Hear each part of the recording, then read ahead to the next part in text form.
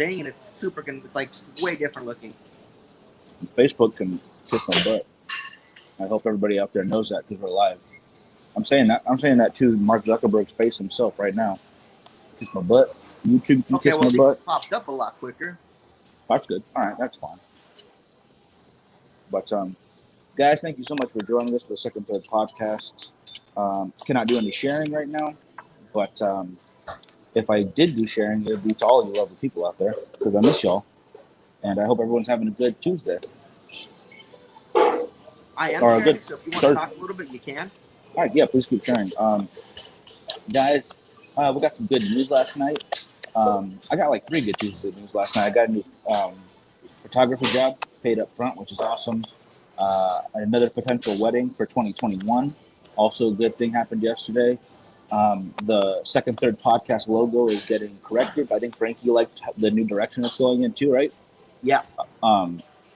It's a lot of really cool stuff happening. So I decided, hey, Paul invited me out to go to a place called Nacho Daddy.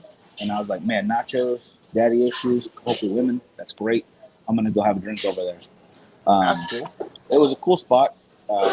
Basically right next to the Nerd Bar, like right on that part of the street. So it's a very nice spot. Maybe drink a little too much. So today is now a water and very healthy salad day. Yeah, I need to autocorrect myself a little bit, and that's what I'm sticking with to do so. How's it going in Bakersfield right now? I see there's a giant layer of smoke everywhere. Yeah, man.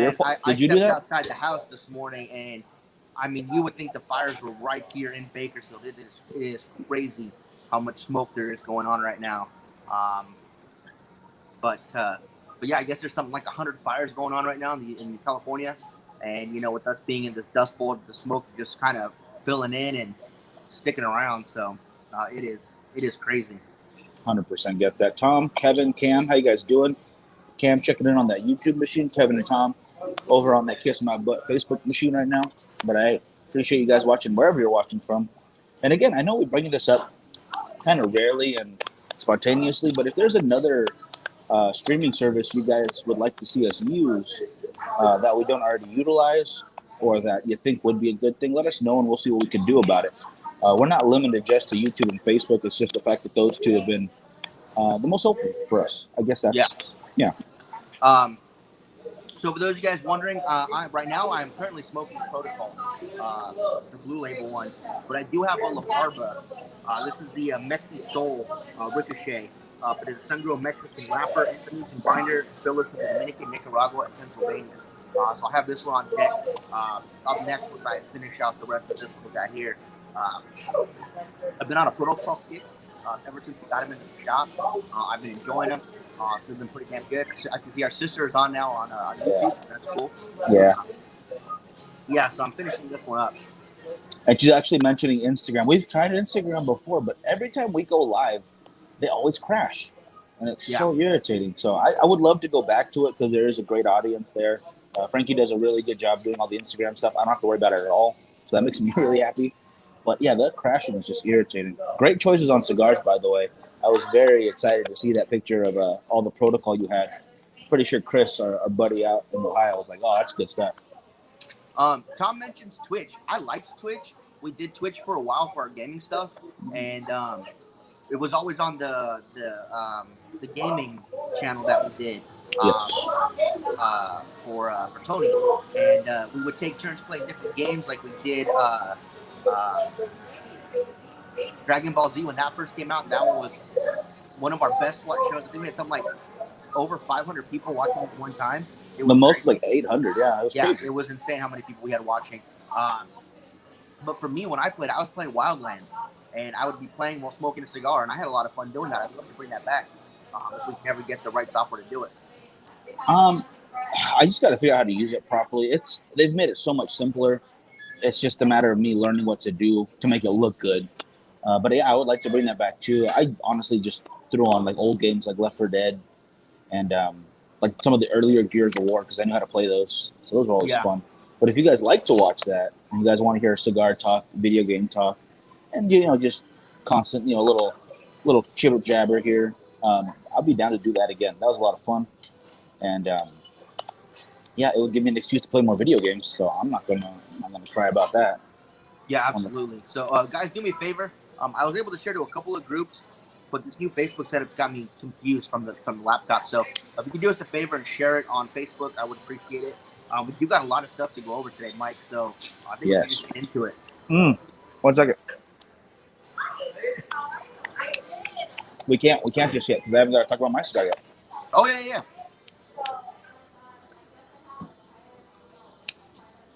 This is one of my very favorites from Romeo Julieta. It is the 505. It is a Mexican San Andreas wrapper with binders and fillers that everybody knows except for me because I didn't do my notes before the show. Yeah, it's been a very lazy day for Miguel. I'm not gonna lie. I cleaned the room and then I was like, I need a good cigar for today, and I'm really glad I had this on deck. This is actually my birthday present that you got me, so thank you very much for this. I'm barely getting to the last of the birthday cigars right here. I couldn't be happier. So big thanks to Frankie right there. Awesome. So, Mike, I'm gonna start plugging into this stuff because I've got 2.5 of my pages here of notes ready to go. So, I prepared well today, you guys. So, I hope you guys are ready for this. The FDA ruling on the standard equivalency. The ruling was made by Judge. I still don't know how to say his name. Mehta. And he writes that the overseeing agency violated the American Procedures Act in the handling of the standard equivalency process.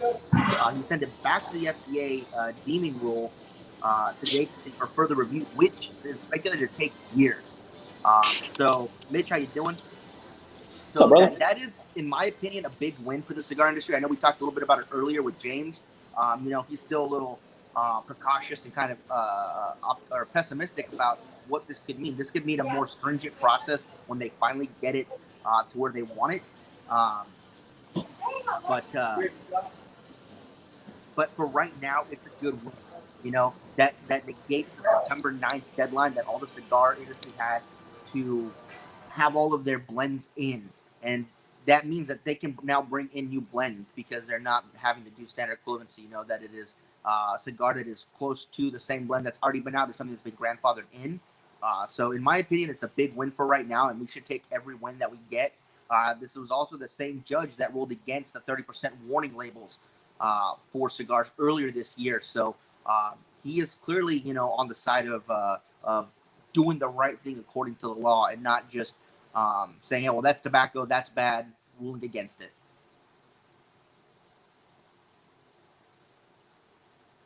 I have no idea who Miguel's talking to right now. So in my opinion, like I said, you guys, I think this is a huge win for the cigar industry for right now.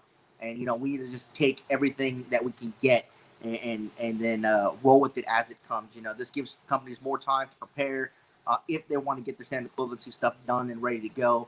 It'll give them more options as of right now to bring out new blends because they won't have to deal with that stuff. So, Richard, how you doing? Hope you're doing well.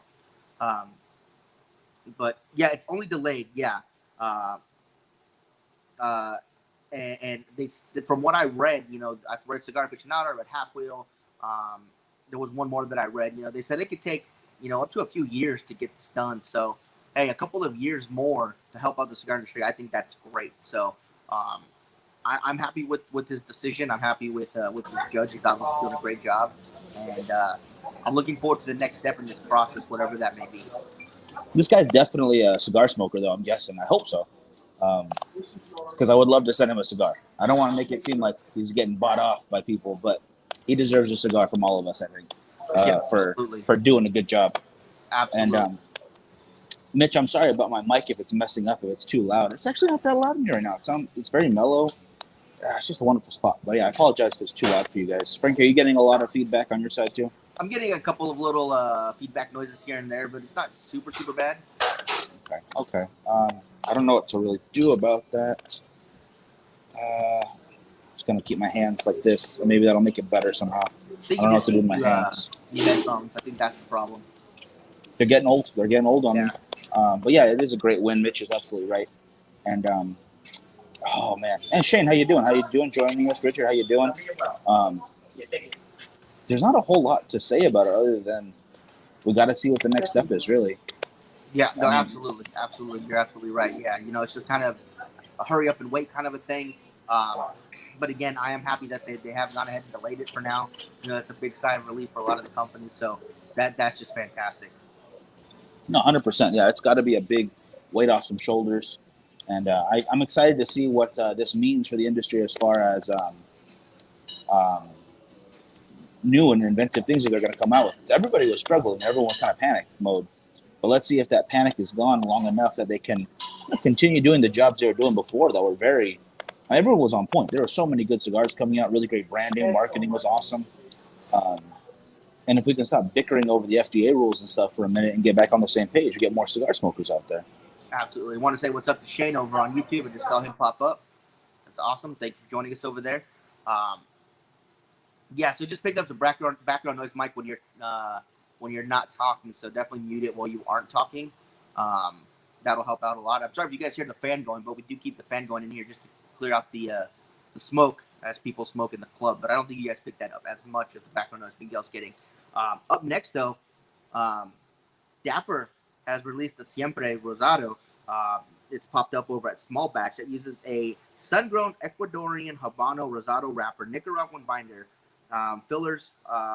They have a second binder in the filler, which is the same one, and Connecticut broadleaf, undisclosed Nicaraguan, and undisclosed United States tobacco as well. And if you guys know us, you guys know we're huge fans of Dapper, not only because they're local, you know, he is located right there in Fresno, but also they make some fantastic cigars. So definitely can't wait to get a hold of some of these and smoke them, give a little review on them. You know, the El Borrachos, the La Madrinas, they're all fantastic cigars that come out of Dapper, and I just can't wait to try this, the Siempre. I'm just excited about it. It's a cigar that we had talked about before with Dapper, and it's one that I've been looking forward to, and now it's out. I gotta talk to you, Phil. Yeah, absolutely. I mean, I can hear the background right now already. I'm sorry, guys. Ian, yeah, one of my favorite guys in the industry. I absolutely love the La Madrina. The fact that they're so close to us too is it's a blessing for us, really. How many good cigar companies are in California, or at least based out of California. It blew my mind when we first started doing this, realizing, hey, you have Sinistro, you've got Antigua Esteli, Dapper, Ventura, and the list, Pier 28. Yeah, the list continues, but. I just wonder if, like, right now, if you notice, like, AB5, I think it's called, AB50 or AB5, just closed down Uber and Lyft in California. Yeah, but those are in effect at midnight tonight. Tonight, yeah. And my thing is right now, those businesses also started here in California. Are we You're living in Nevada, in a, so. Well, you know what I'm saying. I hate you so much. Anyway, do you think that you're in a state that is too difficult for business to survive that way? Is it going to get moved out just like something that was completely hopeful for everybody? I don't understand any correlation between Uber and Lyft drivers being taken advantage of when they're given the chance to do work whenever they want. But even a business like that, they're closing them down. You're missing something. Okay, so Mitch is saying that it actually got to stay and they're not closing it just yet. That's good because I had a news update so that they were stopping operations at midnight. So if it got to stay, then hopefully we'll get to stay. You know, I don't see why they had to interfere with the good business. Obviously, it's probably to benefit the taxi companies and whatnot. They probably didn't feel that they're being in a level playing field. But if we could see some numbers and correlations between, you know, drunk driving numbers have gone down because of Uber and Lyft, I really don't think California has any place to say anything negative about it. I mean, what's more important, you know, saving lives and reducing accidents because people have these options of Uber and Lyft, or you know, making them pay more money to their employees that are driving Uber Lyft that were already okay making whatever they were making doing the driving. That's why they're doing it. You know, for a lot of people, it's just a little way to make some supplemental income, and that's just a shitty way to do it. So it's only 40 minutes ago that it got to stay. So yeah, that was well before, because I saw this morning in my news feed. So yeah, absolutely. Yo, joining us over on YouTube as well. How you doing, yo? But yeah, I'm a big fan of Uber and Lyft. I use them both, and you know, especially when I go out drinking, I'll use them. And for them to want to do that to those guys, it's shitty.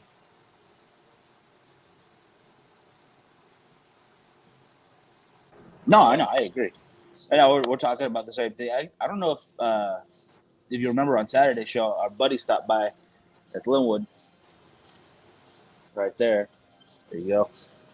He was on the Saturday show too. I've been talking to this guy in the cigar shop or lounge, excuse me, not shop, but you know what I'm saying.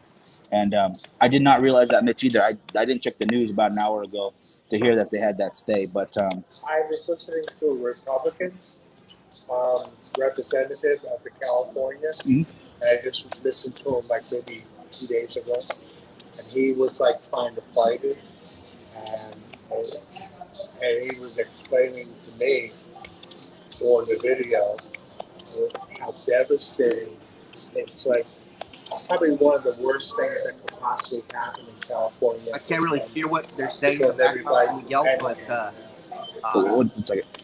I'm sorry. Yeah, no, continue. I'm sorry. okay. So I got But this Protocol cigar is Sorry. smoking Just fantastic right now. In case you guys were wondering, I do have the La Barba Ricochet up next, so looking forward to that one as well. I have not yet tried that one, and I was looking forward to it. So thank you to Cigars and More too for that one.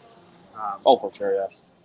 Up next, I have that Cigars International's canceled Cigar Fest for 2020 due to COVID. They had originally planned it for May and had postponed it till October, mid-October, and now they've gone ahead and canceled it all the way. Obviously, a lot of people saw this coming. I don't think there's going to be any kind of cigar stuff, huge cigar stuff like that going on this year. The next big cigar event we'll have will be PPE because that has not yet been canceled. I think we'll be fine by then. So, this was more of a consumer-based event, not a, what do you call it? Retail buyer event? Retail, there we go. Not a buyer's event. There we go. Thank you, Miguel. I know a that's few things. unfortunate that it's gotten canceled. I know But, much like the Jewish State stuff that got canceled before this, it's just unfortunate. You got to protect yourselves too, though. I mean, even if you're not fully believing the numbers that are out right now, as far as the whole COVID cases, you don't want to be that one event that all of a sudden you see a big spike because of you. Yes. But that's just from a company standpoint, and the fact they want to protect their employees, I'm fine with that. And we'll be back next year. Cigar Fest will be back. They're not gonna end it because of this. So the Protocol cigar that I was thinking of this morning is the Elliot Ness. It's going to come in two varieties, natural and the Maduro. The natural is going to use the natural Habano Nicaraguan wrapper with a dual Esteli Habano binder and Nicaraguan Criollo fillers. The Maduro version will use a broadleaf Nicaraguan wrapper, same binder, same dual binder, and Corojo fillers from Esteli and Jalapa. So this will go along the lines of the Sir Robert Peel stuff that Protocol has been doing. So I'm looking forward to it. That's the one I was trying to think of this morning that I couldn't remember the name to. And Mitch is saying it's because they want the payroll taxes is why they were doing this stuff to Uber and Lyft, which is, shitty. It's just a shitty thing. Back to the AB5 thing. Yeah, no, absolutely. They want more money any way they can get it. You can still do your freelance work if you get your own, at least sole proprietorship. And that just means they're going to tax you on that too. Yeah, they'll find a way to tax you, man. Every way it's to tax you, yeah. It's California. They'll find a way to tax you. It's a blood-sucking state, and I hate to say that because I love living in California, but now I might really want to move. They're just trying to kill every business they can. So let them go somewhere else if that's how you feel. It has something to do with that. I totally forgot to grab it. I meant to grab it. But for those of you guys that are Patreon supporters, our cigar of the month is the Highclere Castle Victorian from Foundation Cigars. This is a high-end cigar from Foundation. This is the latest iteration of the Highclere Castle, the follow-up to the original, and it uses an Ecuadorian Habano wrapper, Brazilian Matafina binder, and fillers from Nicaragua. So if you guys have been Patreon supporters since the first of the month, you guys will be getting this cigar. I'll be shipping it off beginning of next week. I'm sorry it's taken so long. We actually had a different cigar lined up, but because Miguel's in one place where we're supposed to get and send it, it's just been too difficult to line that up. So we're doing this Highclere Castle Victorian. I've already smoked the cigar before. I had it at the last event, and it is a fantastic cigar. So for you guys that are part of our Patreon group, you guys will be getting that. So looking forward to that next week, you guys. That'll be coming your way. I do love that you use me as a reason you didn't get shipped out on time. I really do appreciate that. Thank you so much. Absolutely. Yeah. Throw me under the bus. Well, I'm not there to defend myself. Appreciate it. Yeah. Absolutely. But I'm excited to smoke this cigar. I do not think I've had the High Cliff Castle myself, so I cannot wait to try that out. But I'm also excited to see what all the Patreon members think. I know Mitch. Did Mitch try it? Mitch, did you try it the day of, or you're waiting on that guy? I know Mitch and John both have it. I don't know if they've tried it, but I know they both have it. For sure. So hopefully we get some feedback from those guys. I know Hack has had it. I think Bill has had it as well. So some of our Patreon guys have already tried it, but they're going to be getting to try it again, which is really cool because it is a really fantastic cigar. If you guys haven't tried High Cliff Castle, I would definitely recommend trying them both if you can find them. If not, you guys know Foundation already makes some amazing stuff, and they're some of our favorite cigars. Oh, absolutely. I do love them. And, I mean, from top to bottom, not just the high-end stuff from sorry, there's a dude running over here. I was like, what's going on? Not just From the the high-end Chartered stuff, Oak to but the the Chartered Oak Tabernacle. Maduro. Wednesday, the Wise Man, High Cliff Castle, all their stuff is just phenomenal. So I forget the Wise Man is them as well. Yeah, no, that's a phenomenal cigar too. And it's not overpriced. It's a great price point, even in California. And phenomenal stuff. So this Saturday, you guys, we're gonna have a special guest on for a little while. Not gonna be there the whole show, but he'll be on for part of the show. He's gonna be promoting a new, they call it Battle of the Bands, and it is Kevin from Cigar Prop. He's gonna be joining us for a little while, he has been asked to take part in this Battle of the Bands from Smokin. Abe over there at Smokin has asked him and 5 other cigar reviewers to pick a sampler pack, and they're going to see who picked the best one. Whoever sells the most is going to win.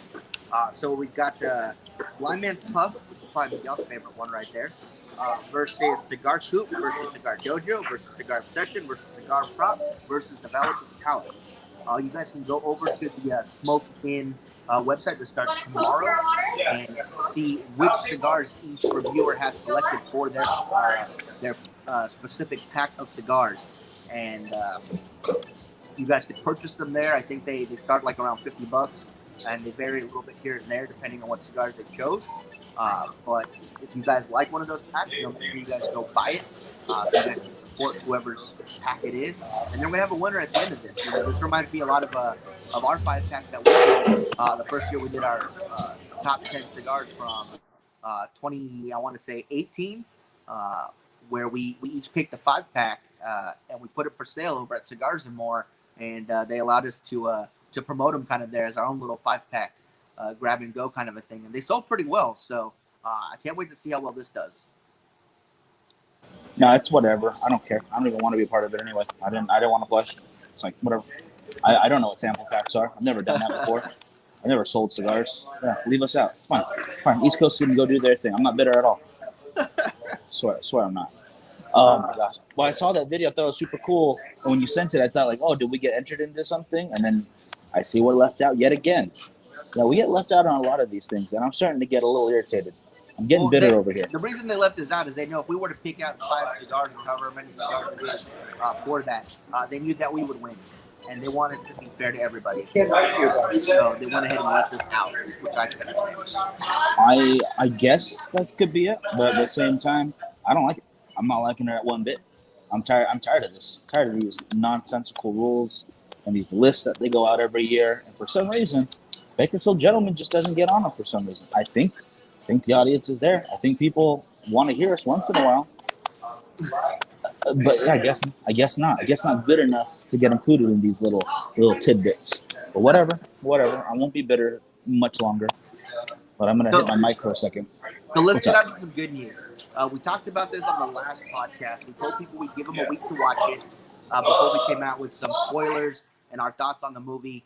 Let's talk The Tax Collector. If you guys have not yet seen it, you guys, I don't know where you've been, but this is a fantastic movie. It stars Bobby Soto and Shia LaBeouf, as well as the rapper El Conejo and Cheyenne Hernandez, who is my future wife. I mean, this girl is absolutely gorgeous.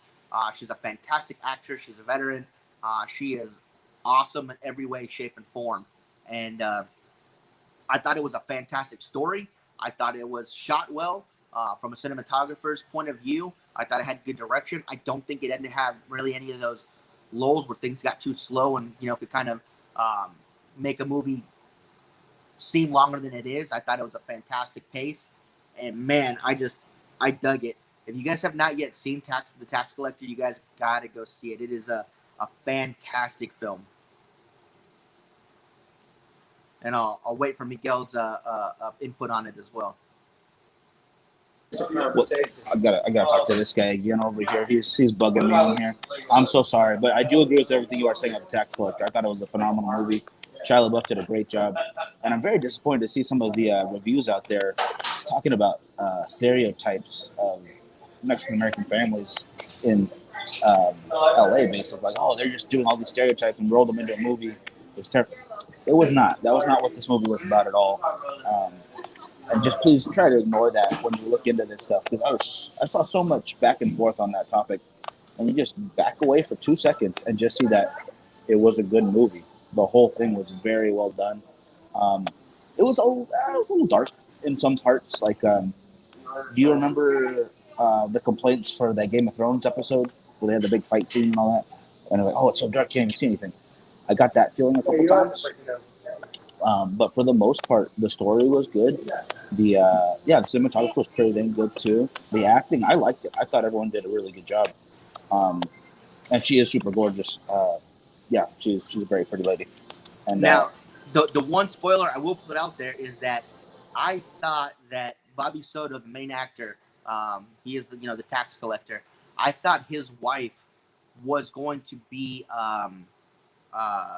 related to El Conejo in some way, or connected to him in some way, and she was going to be the one to kind of be his undoing. A little bit of backstory to the movie. El Conejo is this rival Mexican gangster to Bobby Soto's family. They're kind of like the main family that all the gangs in LA pay taxes to, and I guess there was some sort of fight between the two families, and they were pushed out. They went back to Mexico, and he returned. I thought in some way, shape, or form the wife was going to be like his niece or something, and she had kind of planted herself into the family to kind of mess them up, but that's not what happened. What happens to her is really, really sad. So Billy, how you doing? That would have been a really cool twist. Yeah, it was. I did not see that coming, but man, I just can't say it. I mean, your take on it, I think that would have been a cool twist.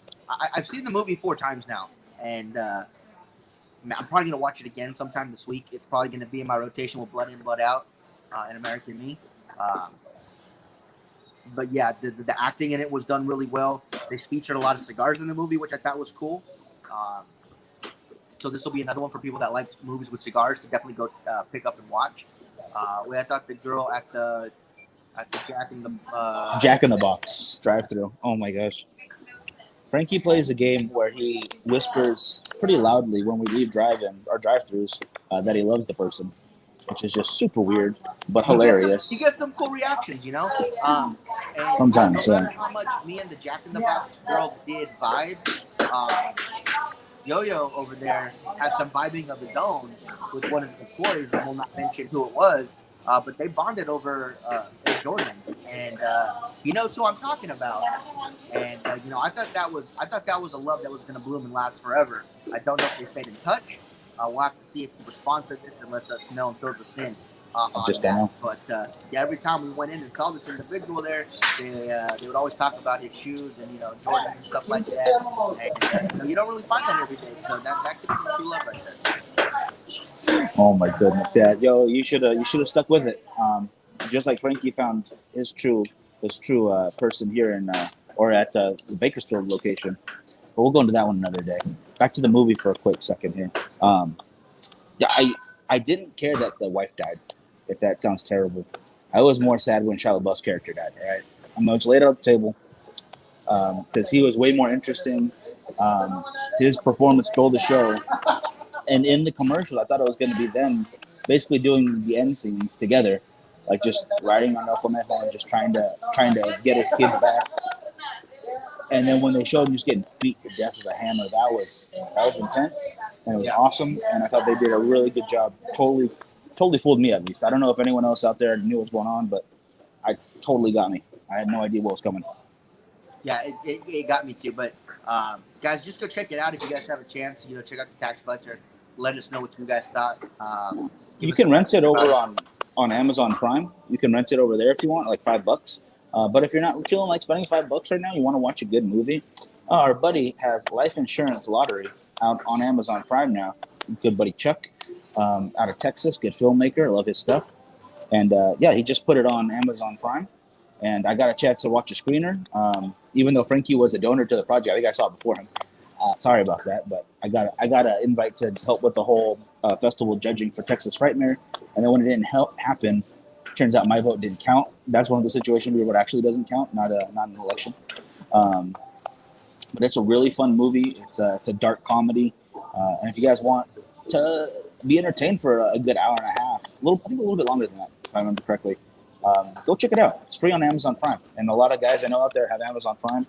Don't forget to utilize the different streaming stuff, because Netflix isn't the only game out there. You don't have just Disney. There's a bunch of really cool ones, and if you don't feel like spending $5 right now, check out Life Insurance Lottery too. Just a little one to throw that promotion out there real quick. So up next, Mike, I've been watching some stuff about Marvel, and they have a blank slate in 2022, and a lot of people are thinking that this is going to be the reintroduction for the third time of the Fantastic Four, and hopefully they'll do it right this time. I actually didn't mind the latest iteration of the Fantastic Four, Michael B. Jordan. I'm a big Michael B. Jordan fan. I think he's a fantastic actor. He's the guy that played Adonis Creed, and he also played Killmonger. I didn't think that was a bad film up until they actually got to the Doctor Doom part.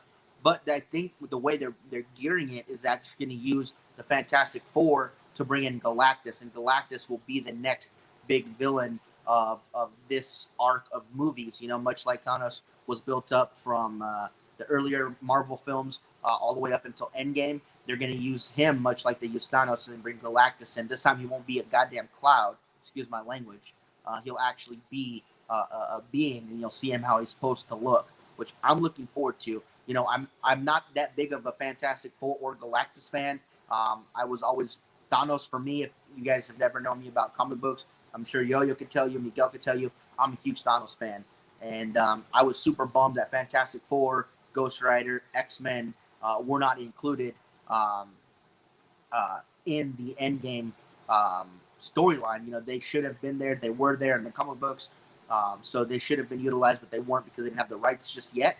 But it's looking like they're going to do this more with the Galactus storyline, which I'm going to look forward to because they're going to use the Fantastic Four to probably bring in Dr. Doom. Hey, Frankie, can you hear me real quick?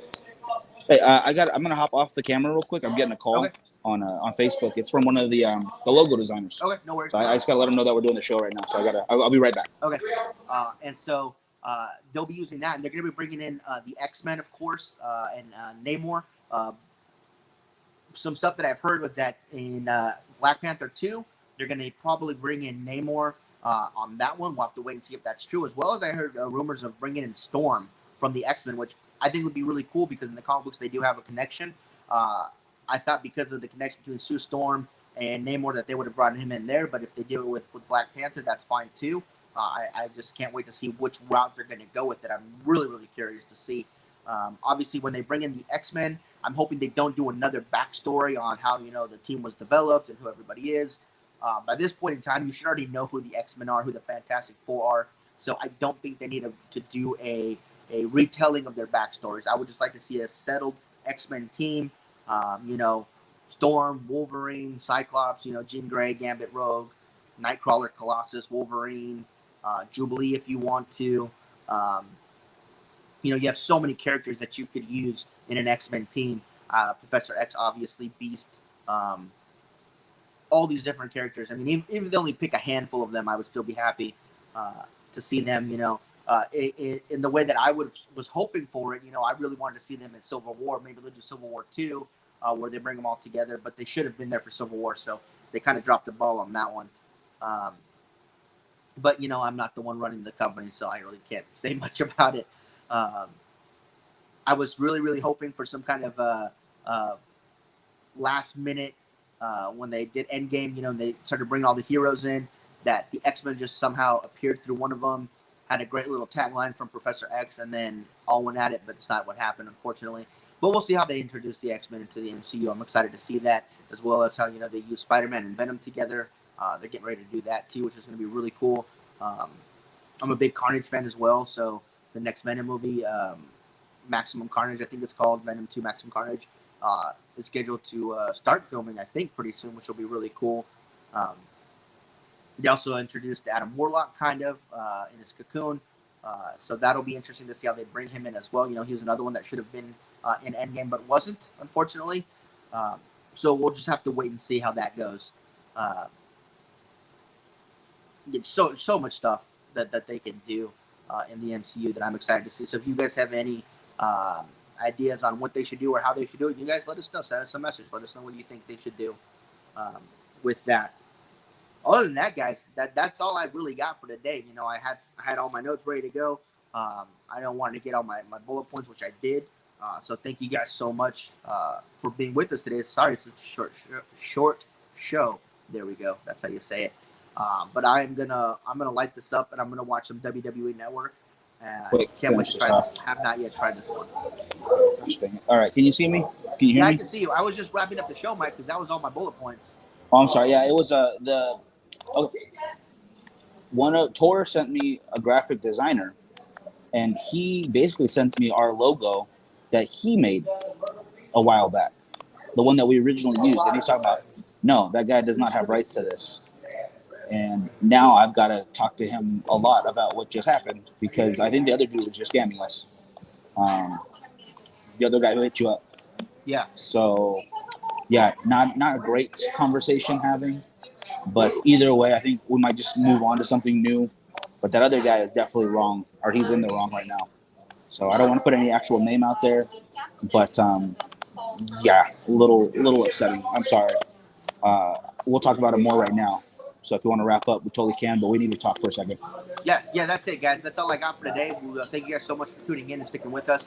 We will see you guys Saturday night. Don't forget, we have Kevin Shane from Cigar Prop going to be on talking about Battle of the Band. We'll be live tomorrow. Hopefully, you'll be live tomorrow in the morning. I hope so too. Gosh, no, I'm going slow today. I'm gonna get more water in me. I've got 2 photo shoots tonight. Girls Going Gym at 7:00. And then I got a lot more stuff going on, and I can't wait for next week when you get over here, because we got a lot of stuff to shoot. Yeah, and real quick, thank you, Paul. Real quick for the quick promo. Yes, please, you guys can hit that pre-order for Vimeo for the Fremont Experiment. Getting a lot of really cool stuff right now, and I cannot wait for next week, because there's even more coming this way. And yeah, we got to take care of this now, guys. All right, I will talk to y'all later. Have a good one, guys. Stay safe, stay healthy. Have a good one.